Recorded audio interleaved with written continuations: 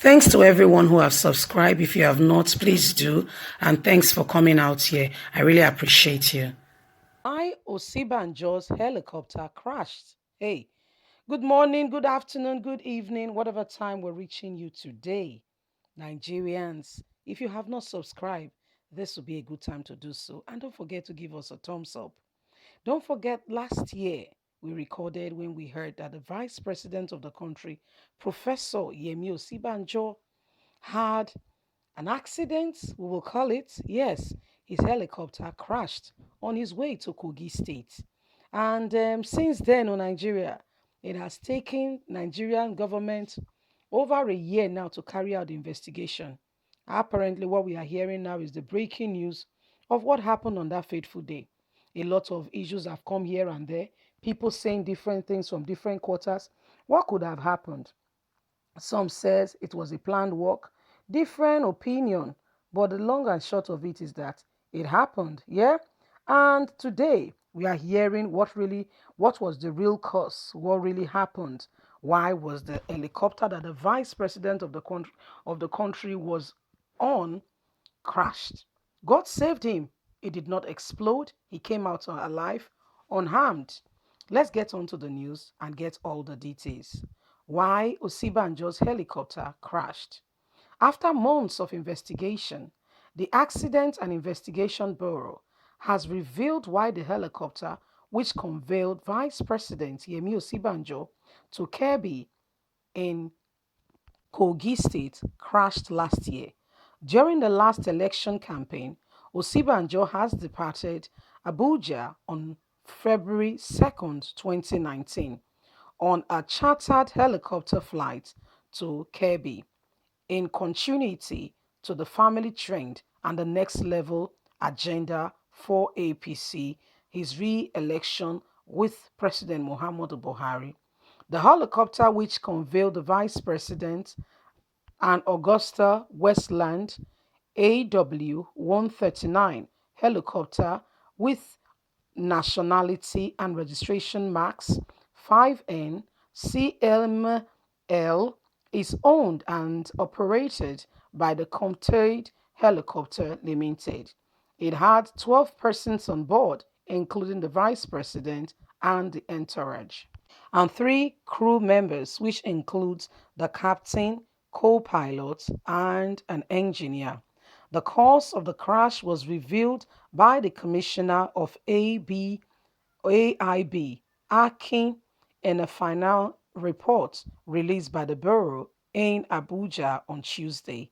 According to the Bureau, the crew lost visionary contact with the ground and external surrounding.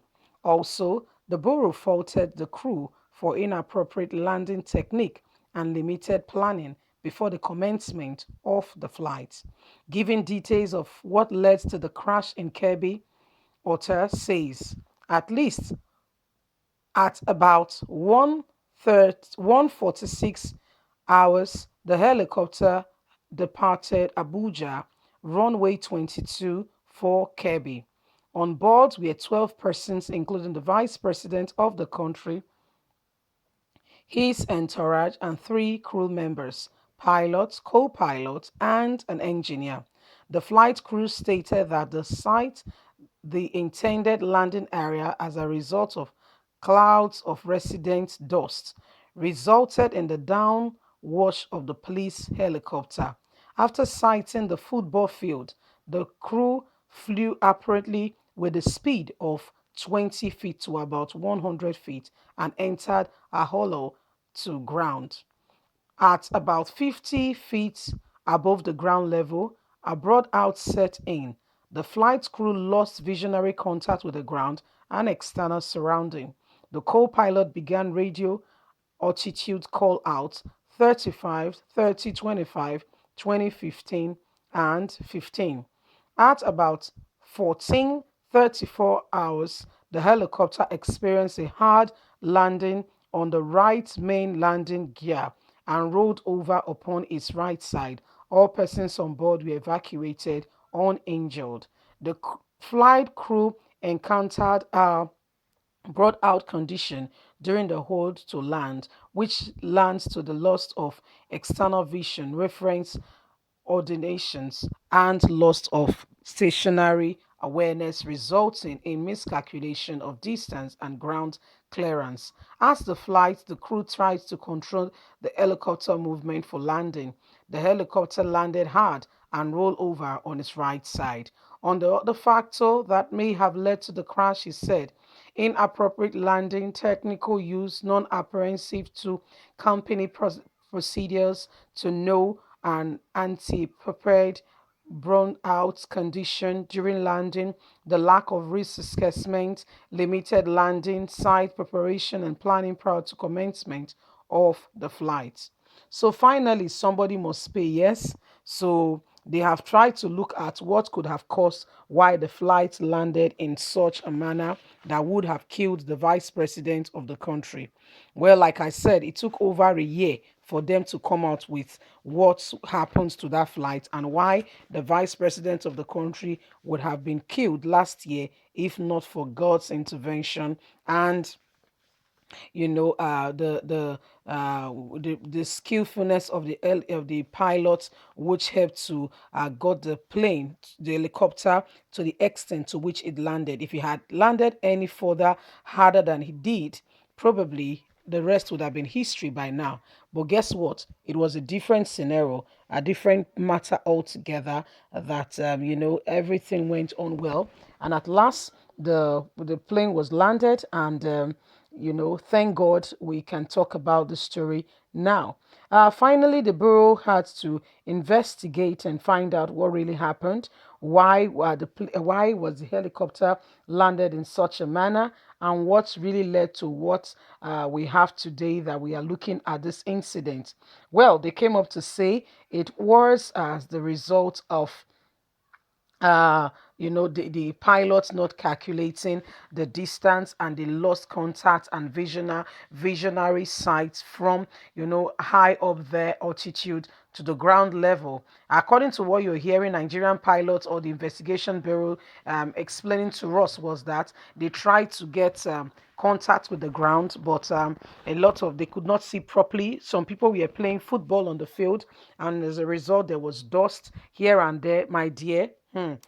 Anyway, thank God the vice president of the country was safe. Thank God we are where we are today. And we really thank God that at least he's alive to tell the story.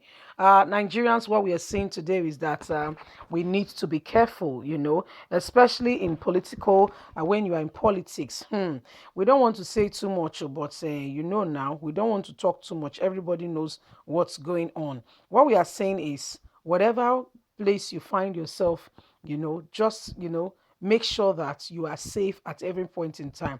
But what could you have done if you're on the flight and something like this happened? What would have been the issue? What would you have done? Well, we thank God that the vice president of the country is safe. I want to say that very soon. I know the local flights have resumed. If you are going on any flights, you are boarding any flights, please do caution, words of knowledge. Just make sure that you are safe. As you board the flights, please pray. Call upon your God and say, God, please save me. Because most of our planes in Nigeria, most of those planes that are landing hard and actually they should have been condemned 20 years ago. They are still in use, and even the new ones. How can we, I can't understand this. I can't get it. How can we still be using those same fleets that have been condemned by other country? For Nigeria, it is the brown new one. It is the flight that we are getting today. Ah, ah. Let's call a spade now. Let's, Minister of Aviation, please put things in order. The life of people, the life of Nigerians matter. Our life matter. Oh, please, oh. And people should consider us and take us, and please take our life to be important. You see them using planes that should have been, that other countries have condemned and are no longer using over 3 years, over 4 years, is what Nigerian government is still using as at today. And in fact, it's a brand new plane. And you are saying that people are having accidents. Anyway, my people, let's be security conscious. That's what we have to say. What do you have to say with regards to what we have said? Don't forget to like us, to share, to subscribe, click on the notification button so you can get all our latest news. We really appreciate you for being there. God bless you. Have a fantastic and a lovely day. Bye for now.